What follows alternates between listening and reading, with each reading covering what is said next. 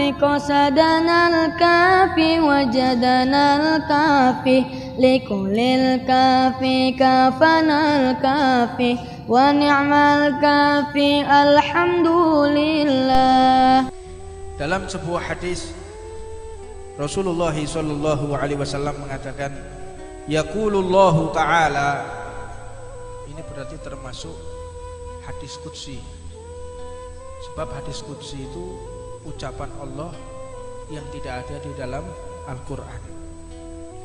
Yaqulullahu ta'ala anna idadunni abdi bi. Fi riwayah mengatakan qala Rasulullah sallallahu alaihi wasallam qala Allah ta'ala. Jadi berarti ini firman Allah tetapi tidak tertuang di dalam Al-Qur'an, namanya hadis qudsi. Yaqulullahu ta'ala anna idadunni abdi bi. Allah ini ada pada prasangka hambanya. Aku ini, kata Allah, ada pada prasangka hamba. Jika engkau berprasangka baik kepadaku, engkau akan mendapati kebaikan-kebaikan. Tapi tatkala engkau berprasangka buruk kepadaku, engkau akan menjumpai hal-hal yang tidak engkau senangi.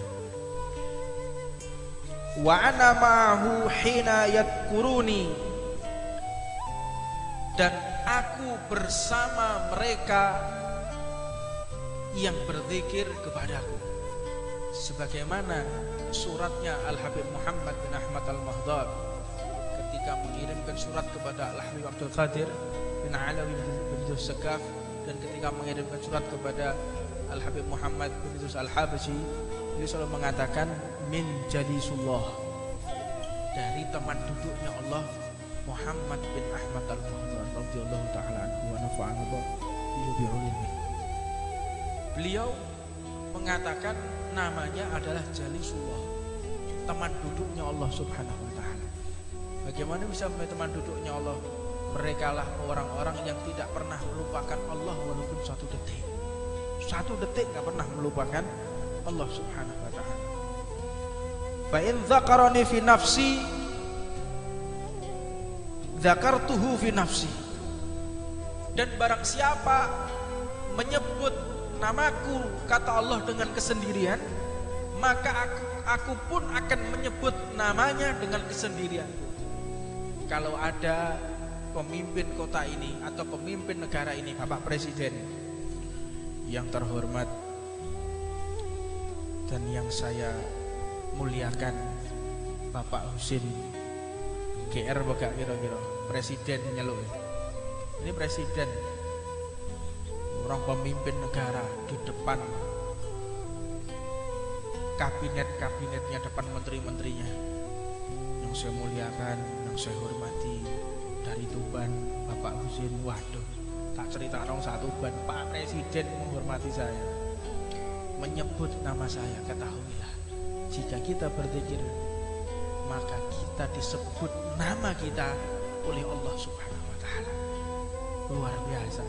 Ini sungguh dermawannya Allah dan sangat tawadhu'nya Allah Subhanahu wa taala.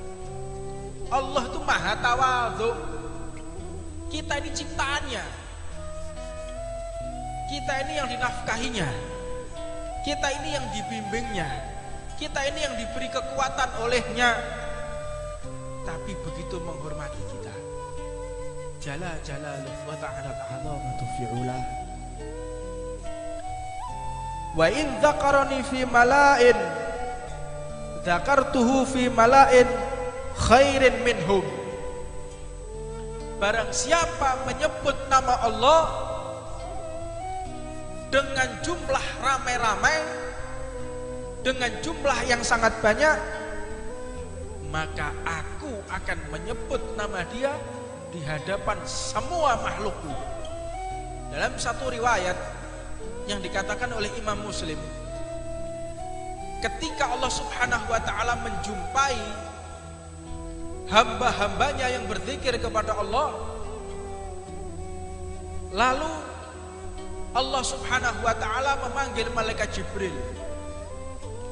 Wahai Jibril, kumpulkanlah semua makhluk yang ada di langit. Ada arwahnya para syuhada, ada arwahnya para sholihin, ada arwahnya para walinya Allah, ada arwahnya para nabi dan rasul, ada seluruh malaikat dikumpulkan oleh Allah, dan Allah menyebut nama orang satu persatu yang dia berkelompok menyebut namanya Allah Subhanahu wa taala. Dan dalam hadis yang lain dikatakan, tatkala Allah menyebutkan nama orang yang berkumpul berzikir kepada Allah dalam satu jam'iyah, berkelompok-kelompok, membaca rotib, membaca tahlil, membaca zikir, membaca sholawat, ini Allah menyebut nama kita di hadapan semua makhluknya. Dan dalam satu riwayat Allah mengatakan, ya Jibril, aku telah mencintai mereka, maka wajib atasmu untuk mencintai mereka. Dan malaikat Jibril pun berjalan mengumpulkan seluruh para wali, arwah para wali, mengumpulkan semua arwah para syuhada, para nabi dan rasul. Disampaikan oleh malaikat Jibril, wahai para arwah orang-orang soleh, wahai para malaikat, demi Allah, aku telah mendapatkan mandat dari Allah bahwa Allah telah mencintai mereka, dan aku diwajibkan untuk mencintai mereka. Dan saat ini aku wajibkan kepada kalian semua untuk mencintai mereka. Subhanallah, ini keagungan orang yang berzikir kepada Allah Subhanahu wa ta'ala. Wa in taqarraba ilayya sibran taqarrabtu ilaihi dhira'an. Dan barang siapa mendekatkan dirinya kepadaku, maka aku pun mendekatkan dirinya dengan satu hasta. Kalau kita mendekatkan diri kita dengan Allah satu jengkal, Allah akan mendekatkan diri kita dengan satu dhira', satu lengan. Kita satu jengkal, Allah satu lengan. Wa in taqarraba ila dhira'an taqarrabtu ilaihi ba'an. Dan barang siapa mendekatkan dirinya kepadaku dengan satu dhira', maka aku akan mendekati dia dengan berjalan.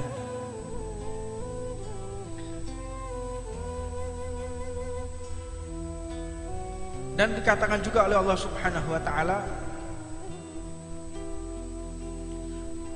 wa in atani yamshi ataituhu harwalatan. Dan barang siapa mendekatkan dirinya kepadaku dengan berjalan, maka aku pun berlari akan mendekati dia. Semakin kita mendekatkan diri kepada Allah, Allah semakin mendekatkan dirinya kepada kita.